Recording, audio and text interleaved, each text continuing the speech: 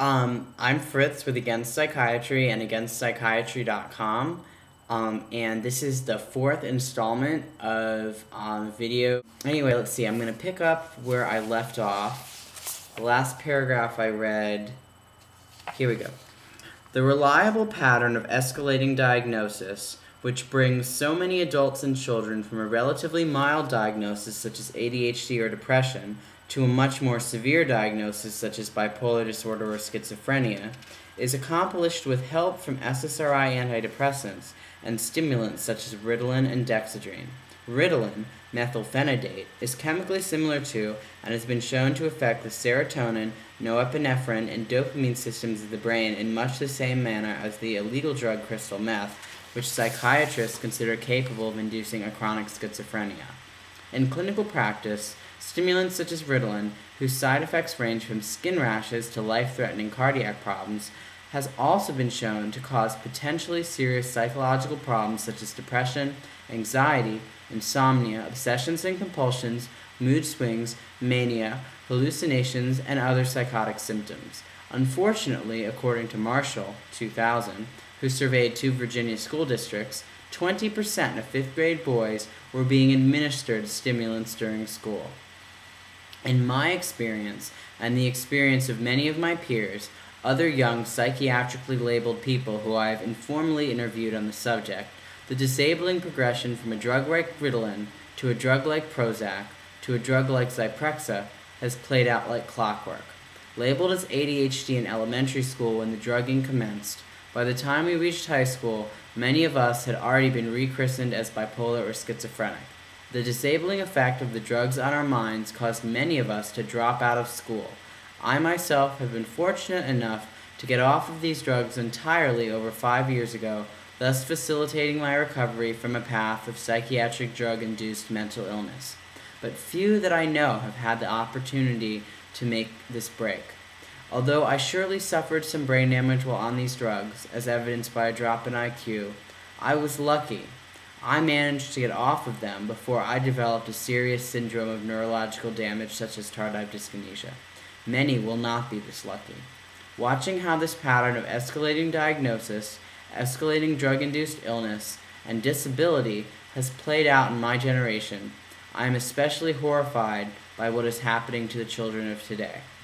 Increasingly, child psychiatrists are cutting to the chase and immediately labeling children, even pre-verbal infants, with psychiatric disorders once reserved for adults, such as bipolar and schizophrenia, so as to legitimize prescribing them the disabling antipsychotics that are now coming back into vogue. Other child psychiatrists don't even feel the need to diagnose a psychotic disorder to prescribe an antipsychotic drug. Any diagnosis will do. A full 38% of prescriptions for antipsychotics to people under 20 are for disruptive behavior disorders such as ADHD. Since the invention of a marketable product, psychiatric drugs, the percentage of the population labeled as mentally ill by the psychiatric system and thus supposedly in need of these drugs has been steadily climbing, and children make the ideal target. In 1999, in response to the school shootings in Colorado and Georgia, the Clintons and the Gores hosted the first ever White House conference on mental health.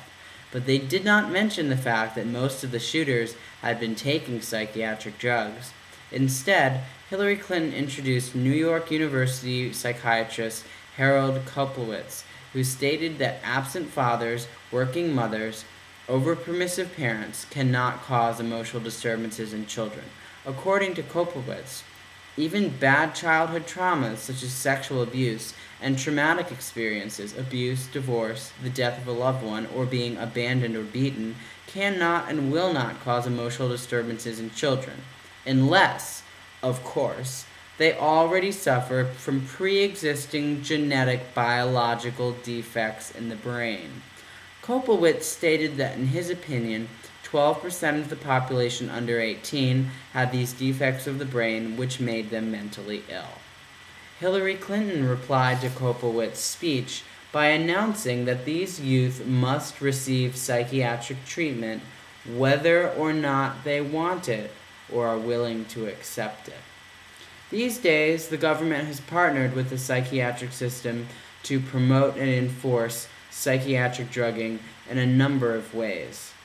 They have developed some sophisticated mental health screening surveys for schools, such as Teen Screen, based on TMAP, the pharmaceutically funded Texas Medication Algorithm Project, which tends to discover that nearly 1 out of 4 high school students are potentially suicidal, and with that in mind, they will be referred to a psychiatrist, where at least 60% of them will receive a prescription for a hazardous, addictive, and potentially mental illness or suicide-inducing psychiatric drug.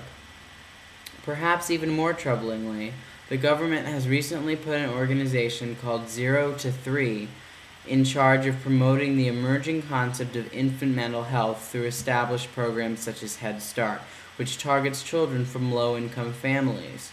Supposedly due to an inherited biological predisposition, children and youth who have experienced abuse, neglect, homelessness, or other personal crisis are most frequently targeted for psychiatric labeling and drugging. A Boston Globe story from 2004 cites a 2/3 figure for Massachusetts foster children receiving psychiatric services. Not long ago, a survey was done of middle school-age students prescribed Ritalin, and over a third admitted to having misused the drug, frequently by crushing and snorting the pills, or having at some point either sold or given away the drug to peers.